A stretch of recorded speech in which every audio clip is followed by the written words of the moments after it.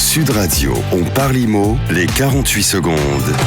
Avec Efficity by Foncia, pour vous donner les clés de l'immobilier en toute sérénité. Bonjour Frédéric Fougerat, directeur de la communication du groupe Foncia. Frédéric, quand on veut investir pour louer, quel type de bien faut-il choisir ? Bonjour Marc, voilà une question que beaucoup de Français se posent.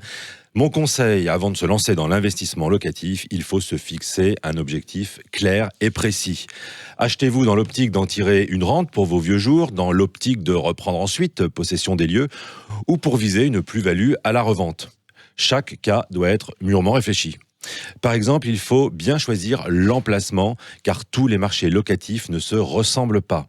Évitez les zones déprimées où l'offre dépasse la demande. Privilégiez la sécurité en choisissant une grande agglomération ou une ville étudiante. Attention toutefois, les marchés les plus actifs ne sont pas forcément les plus rentables.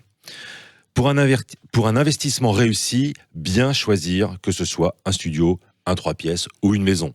Chaque option comporte avantages et inconvénients. La petite surface offre généralement un taux de rentabilité plus important, mais avec le risque de locataires qui changent souvent. Pour une grande surface, c'est l'inverse. Enfin, ancien ou neuf.